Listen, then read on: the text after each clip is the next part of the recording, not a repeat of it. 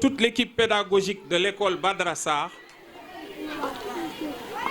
au nom du CGE de la dite école et à mon nom propre, nous vous souhaitons la bienvenue.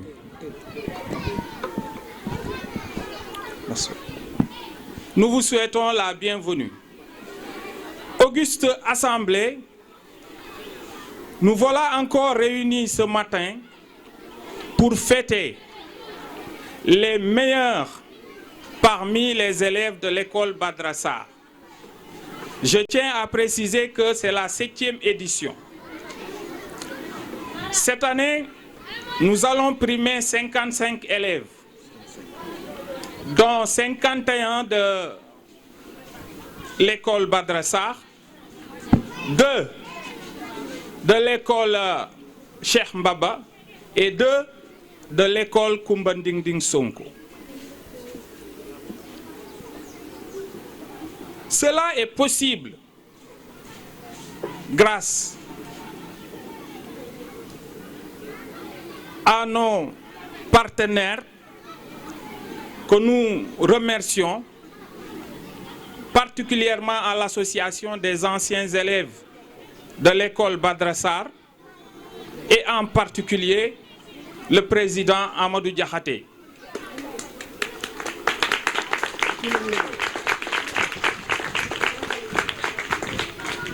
Qui ne ménage aucun effort dans toutes les entreprises de l'école Badra Sarr. Je vais féliciter les récipiendaires, mais aussi, je ne pourrai pas terminer mon allocution sans avoir une pensée pieuse à mon maître Youssoufa Koura Enen. Je tiens à préciser ici présent que j'ai fui son élève au CM2 en 85-86, au CM2A qui est là-bas. Et l'autre CM2B était tenu par son collègue M. Sissé, ici présent. Je voudrais que vous applaudissez M. Sissé.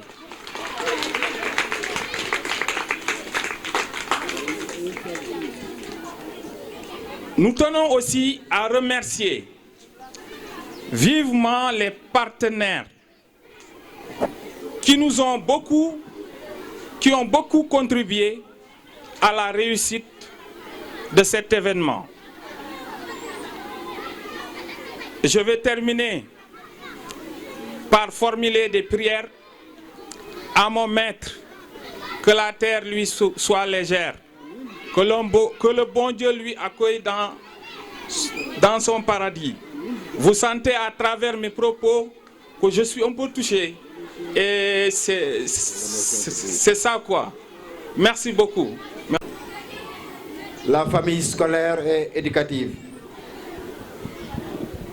Je salue aussi au passage tous les amis Saint-Louisiens de Mbour, l'amicale des anciens des Saint-Louisiens de Mbour et amis de Feu Youssouf Enen.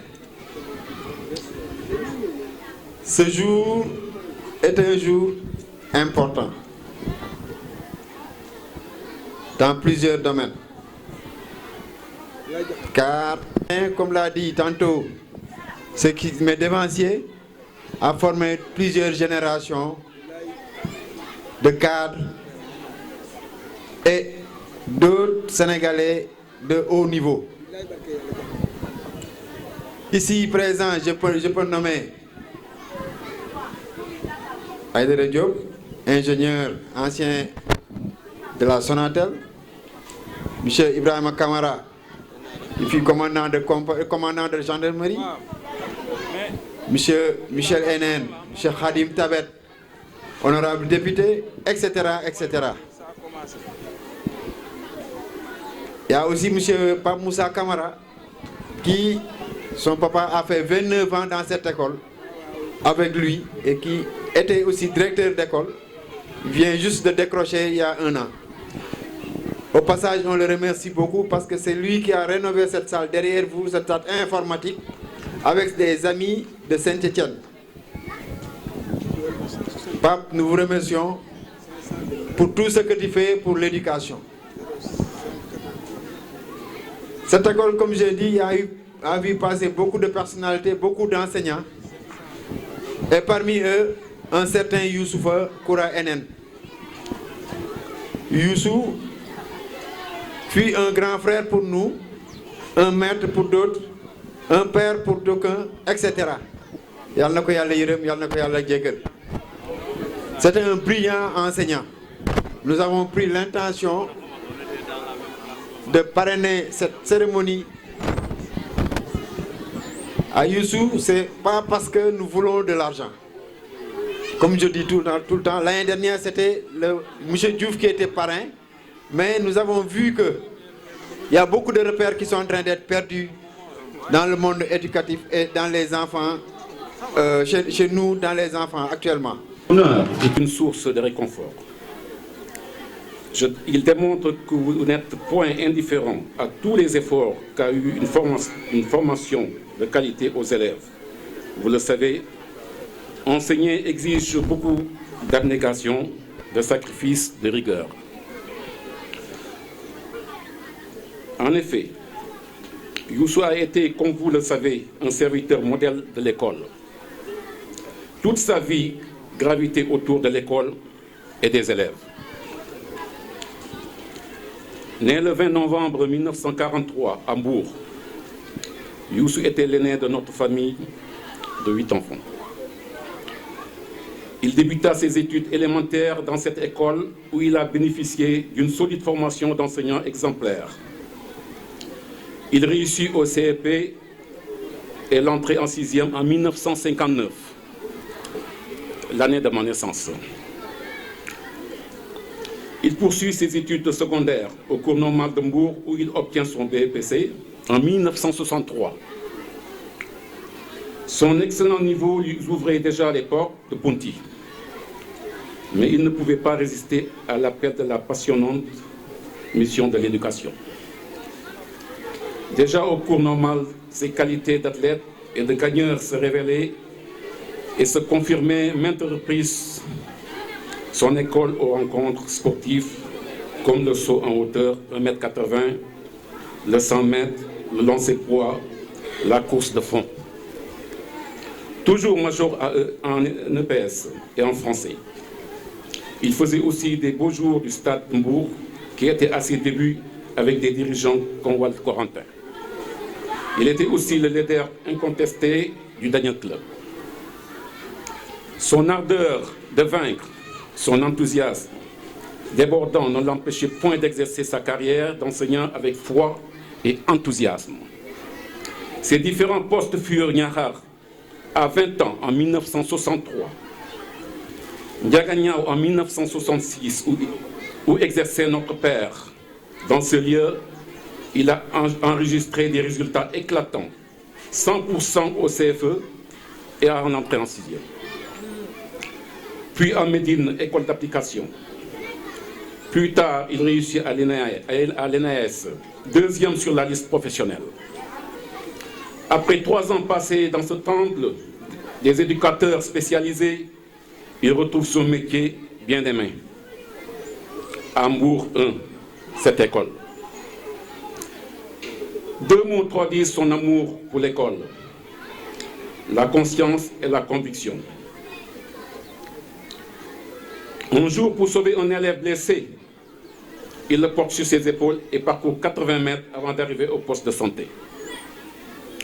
Après Mbour 1, il regagne Diamaguène 2, qui passe durant son séjour 3 à 7 classes. En 1995, il débarque à Tafsir Dembassal, où il a parchevé tous les projets de réhabilitation amorcés. Il a fait de cette école un lieu d'épanouissement privilégié. Durant cette brillante carrière, Youssou a formé bien des cadres et des intellectuels très connus. Parallèlement à ses activités syndicales, dans le SNL, il a milité avec conviction dans la Croix-Rouge. Il a reçu de vives félicitations du MEN et de l'IDEM pour l'efficacité de son travail et pour ses résultats éclatants. Youssou a été le secrétaire général chargé de la commission culturelle dans l'entente mouroise. Il fut aussi le premier président de ces CAPS. Mesdames, Messieurs, une telle carrière est pour nous le meilleur héritage que Youssou lègue à la nouvelle génération. Youssou était l'aîné de notre famille. Youssou était un humaniste au sens entier du terme. Nous qui avons vécu avec lui, n'avons jamais trouvé soucieux, grave, sombre. Il avait toujours l'âme gaie, avec cet humour qui caractérise les grands hommes. La vie et l'œuvre de Youssou constituent un exemple pour la jeunesse, consciente des enjeux actuels et futurs, pour nous de la famille, au-delà du grand-père, du grand frère, excusez-moi. Il a toujours joué le rôle du père de mère. nee na ndax xam na moom dayoo gi bés bi am donc chers anciens élèves de l'école Badara Sarr, mesdames et messieurs, acteurs de l'éducation, ci kàddu inspecteur Mouhamadou Lamine Sakho nga xam ne tey jii bëggoon na fi teew te empêché parce que ñu ngi dëgmal examen CFEE yi ba tax na tey jii presque daanaka inspection ñëpp a jàpp man mi fa laa jóge nii donc in express laa fi ñëwee mu ngi leen di yëgal ni vraiment mi ngi regretter li tax teewul tey bu doon sogom mu ne fi ndax bés bu mu ne nii dafa nekk loo xamante ni lu ñu souhaité la ci école boo munti gis bu doon suñ sago daanaka dañ koy wërale ci Sénégal yëpp. Donc mi ngi wax ni que ni mi ngi de tout cœur avec ñi fi teew ñëpp wax na ni mel na ni moom mi ngi fi gis na ni ancien wu école Badara Sarr jàppee école ba léegi gis na acteur de l'éducation yi aussi tamit taxawoo école bi di wax ni yéen génération bu ndaw bi mi ngi bëgg ngeen jël exemple ci ñooñu donc lii nekk na loo xamante ni lu ñu war a perpétuer la lu ñu war a bàyyee xel la ndax njàngale ñëpp xam nañu dayoo gi mu am ci biir réew donc di wax ni mi ngi remercier de près ou de loin ñi nga xam ni jàpp nañ ci bés bi di wax ni vraiment il est de tout cœur avec vraiment cette cérémonie de remise des prix di jéggalu nag wax dëgg yàlla ci absence am ngeen baal ma ci kàddu yi jërë ngeen jëf. Youssou Enen gis ni xam ni Youssou Enen sama waay la woon démb maa moom jaar nañ fa bëree bëri ñu ñaan fa mu tëdd yàlla na ko gënal fii yàlla na ko yàlla yërëm nit ku baax la woon ku lewet même biñ koy defal sargal discours bañ def maa ko def ci moom. discours ba maa ko def ci moom ba tey discours ba kon moom mën naa wax lu bari ci Youssou Enen mais comme que dama tardé du ma gën a téye nit ñi gën a yàgg maa ngi jéggalu ñëpp di baal ak ngeen baal ñoo xaw a salaam. alors loo yokkoo sa diggante ak say mbokk ak loo yokkoo sa diggante ak ki nga xam ni moo waral moo fi jógee tey ba taxaw ñu def bés bii ndax nit ki soo nekkee ak moom muy dund ci àddina mu dem ba jiitu la mu wóor la ni yow bëgg dem taxul mu dem te yàgg yaa kaa fekki war nga rafetal sa gannaaw bala ngaa fekk ndax àddina wóoru ki ngeen di feesal nag tey jii ñun tuddee nu ko feet ñaan lañu ko tudde ndax nit la goo xam ne yéen da ngeen ni rek école bi ngeen fab teg ko mais ñun dañ ni Youssou li mu defar ci ay nit yoo xam ni bu ci toogunu ci bangu école moo ëpp fuuf li mu defar ci élève toog ci bangu école ndax nit ki jàngale du école rek jullit fu mu toll rek dafa war di jàngale milieu bu mu nekk eneen nekkoon na nit koo xam ni am ñu nga àndoon ak moom depuis 78 amical bi man dañu seede ni ñun te dootuñu wax mukk lu ñu xamul ba ma shahidna ila ma alimna dootuñu wax mukk lu ñu xamul waaye Youssou Enen dañoo am yaakaar yoo xam ne ci moom yàlla du ko tas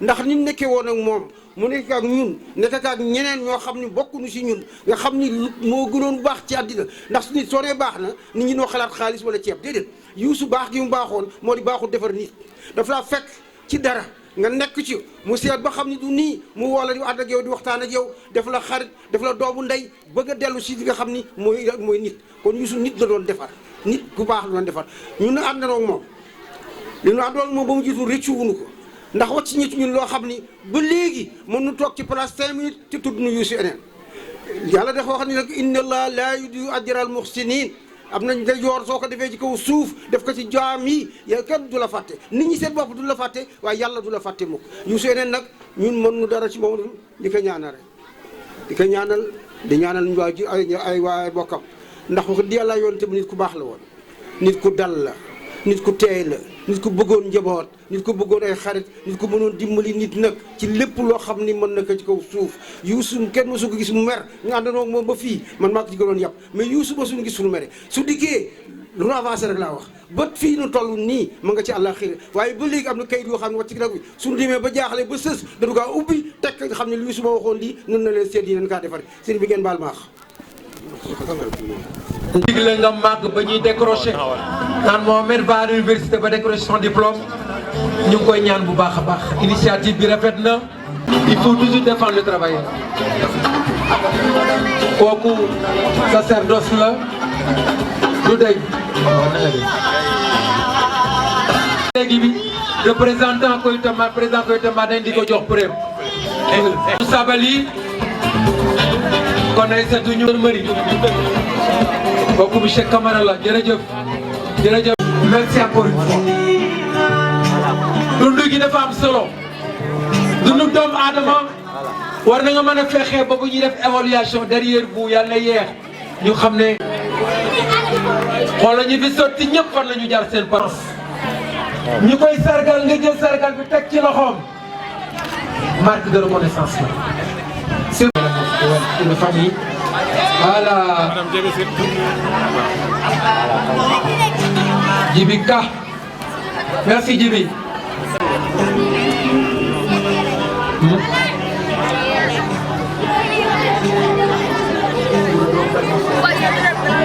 Pape Ngouda si la ñu ne ñu ngi lay sant Pape Ngouda kenn du ko sant Ngouda ab taalibe la boo nee Ngouda rek sa xel dem ci Baye Mor Sylla yàlla nga yàgg a def loolu ci Tigo ak li nga andil Amadou Pape Ndiamé Ndiaye la photo de famille la photo monsieur Bayane la photo ouais Pape Ndiamé Ndiaye ndax mu am avenir bu baax dégg nga voilà jàngale bu baax ndax mu am avenir bu baax wax na dëgg di wat rek nga jële fa lu bari daal di jël la famille wat ay ay Mamadou Diouf CPP waaw waa den bi ñaanal la ndax ñi moom foyewuñu alxuraan jàng ko rek dekku seen dënn parce que lépp a ngi ci alxuraan de son poste à la Sonatel en tant que cadre boo ko waxee mu ne le seul social qui m'intéresse soxna si seul le social demeure il est dans tout le social mais les enseignants n'ont pas le droit de croiser les bras non enseignant c'est jox ko prix bi. ah jox ko prix jëlal sa prix yaa moom loolu. félicitations. c'est un A. waaw da koy jox prix bi. soxna si jox na la photo. nañ ci loolu. mu décembre. liggéey ba retraité. delluwaat ci école bi. ñuy sargal élève nga jël prix bi jox ko. l'histoire ne ment pas. hasard amul. waaw alxuraan.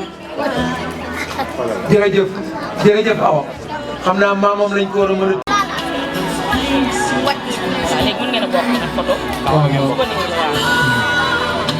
waaw taxaw leen ngeen bokk photo. waaw nii booy maa ngi lay nuyu. Salim eneen moo ko koy jox notable. yaa ngi fi juddoo fi.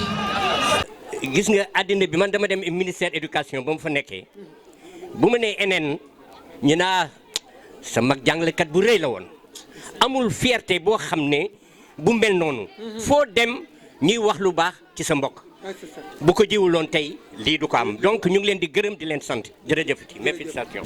waaw jërëjëf après may mun a jàlloo day Maguette Samb waaw jërëjëf day Maguette Samb jërëjëf ndey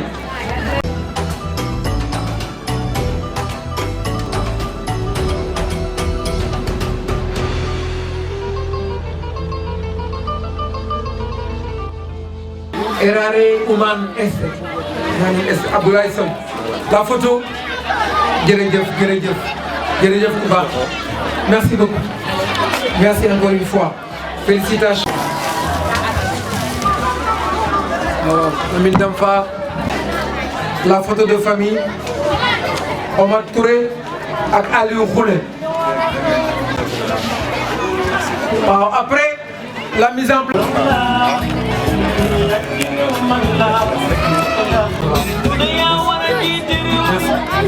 La photo de famille. Merci.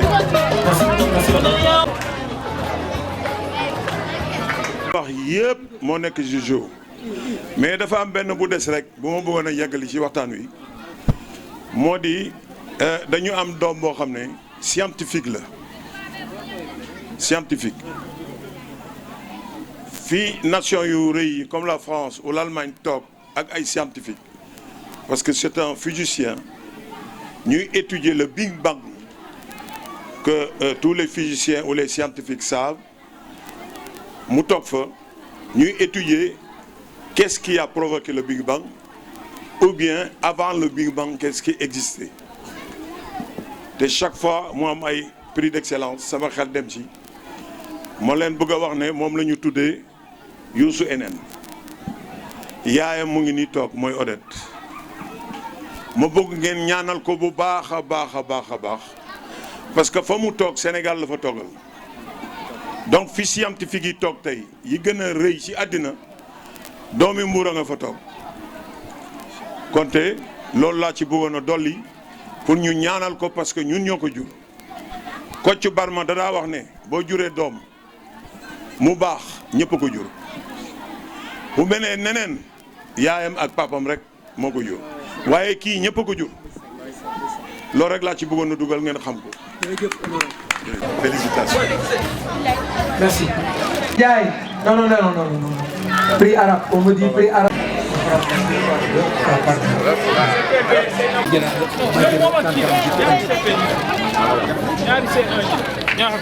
Awa John Binta Dia. Awa John Binta. C'est jërëjëf. Ah la photo.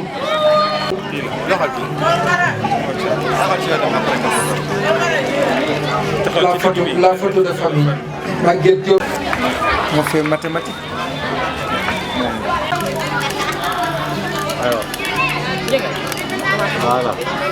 Voilà. On part nañ ci élève noppam ba yenn saa mooy sax mu bënn. Calcul. Merci. Maguette Ndiaye. Anna Diao. Merci madame. Merci beaucoup. Par monsieur Diouf. Maman. Diouf Boy. ñoom la ñuy sargal. Tout temps que l'avenir de demain. L'espoir de toute une nation.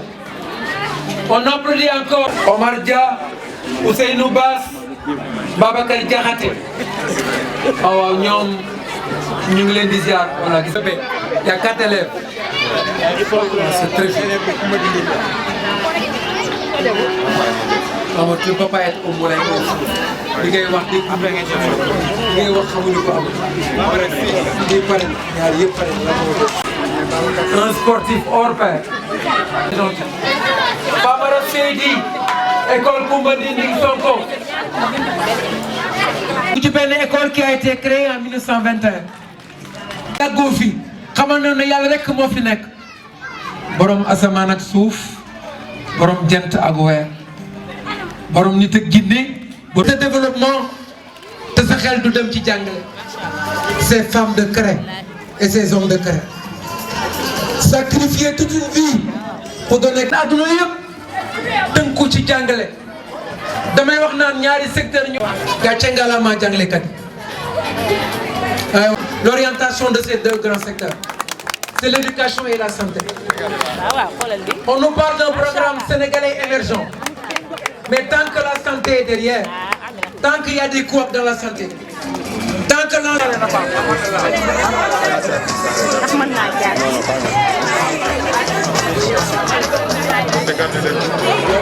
Najera, nañu trop. parce que li ngeen def rëy na rëy. non non li kay du dara man. Oui, je disais franchement, je suis tellement émue. Bés bi rëy na torop ba pare je ne m'y attendais pas vraiment mais je sais que papa mérité woon na ko te tey xam naa fi mu nekk vraiment xolam sedd na franchement ancien élève am taxawu na ko école 1 tamit taxawu nañ ko dëgg je vous remercie daal je n'ai rien d'autre à dire franchement merci beaucoup.